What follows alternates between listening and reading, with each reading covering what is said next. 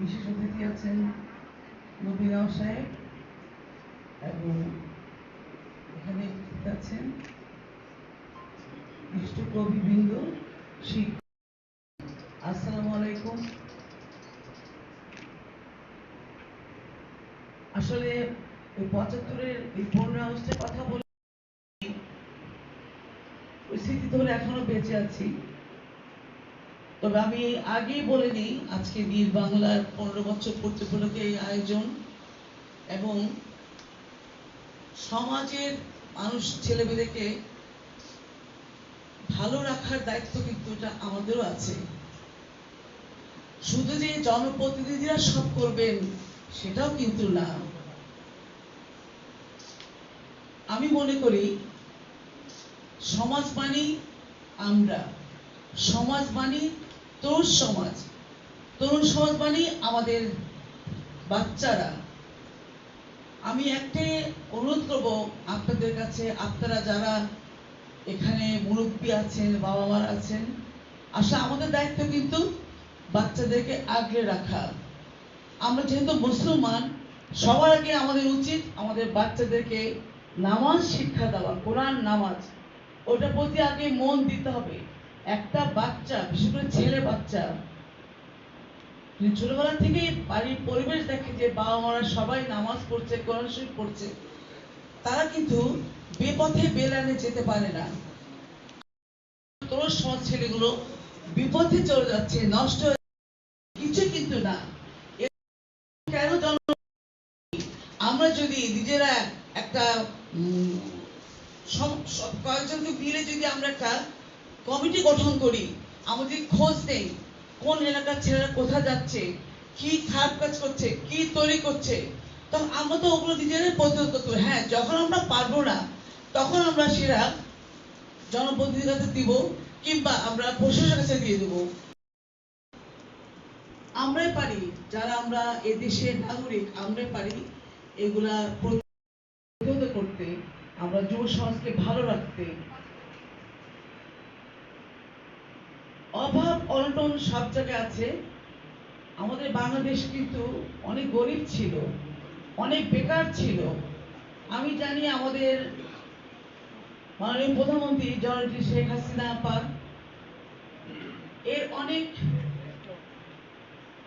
এর নিয়ে উনি অনেক কি করছেন, অনেক বেকারত্ব উনি বেকারদের উনি কাজ দিয়েছেন, যাদের গৃহহীন তাদেরকে উনি গৃহ দিয়েছেন। আমাদের বর্তমান সরকার কিন্তু সব দিকে নজর রেখে সবকিছু করছেন সবার জন্যই। বয়স্কদের বৃদ্ধ ভাতা দিচ্ছেন, সবই তো করছেন, কোনটা করছেন না। তারপরেও কিন্তু হ্যাঁ, অভাব, অনেক বেকার আছে, অনেক বেকারত্ব বেশি, অনেকে কাজ নেই, হয়তো ওরা বেপথে যেতে বাধ্য হয়। সেগুলো আমাদেরকে খেয়াল রাখতে হবে। আমরা যারা আছি এলাকায়, আমরা সবাই মিলে খেয়াল করব। আজকে যে নিয়ে বাংলার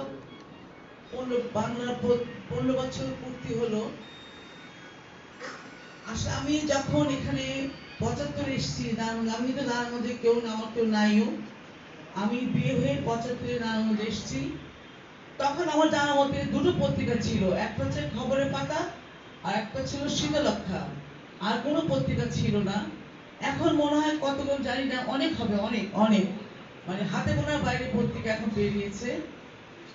তো আমি একটাই অনুরোধ করব, যারা সম্বোধন করেন কিংবা যারা সাংবাদিক আছেন তাদের ভাইদের কাছে বলবো আমি, আপনারা যেখানে যেটা হবে ওই সত্য কথাটাই তুলে ধরবেন। কোনো কথা বাড়িয়ে কাউকে অসম্মান করবেন না, কাউকে ছোট করবেন না। এই একটা আবেদন আপনাদের প্রতি আমার রইল।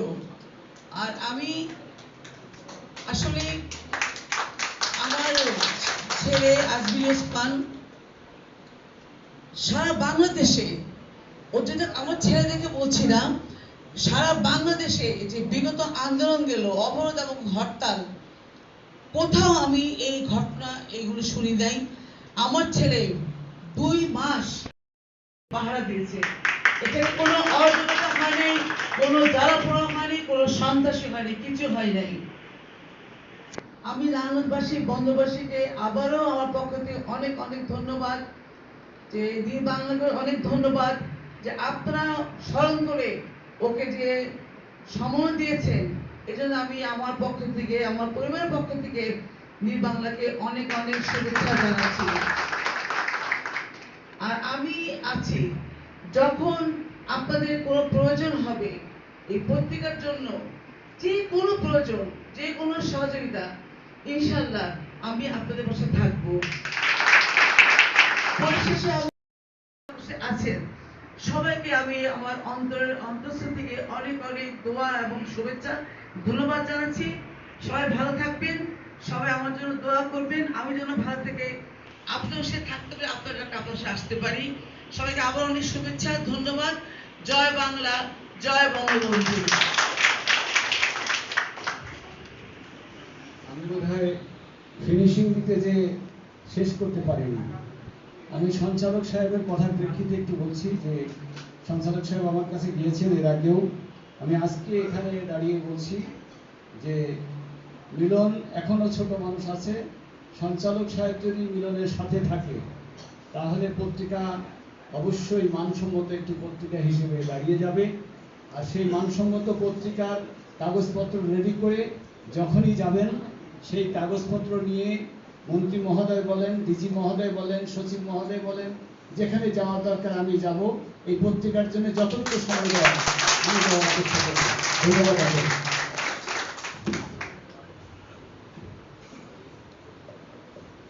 অসংখ্য ধন্যবাদ আমাদের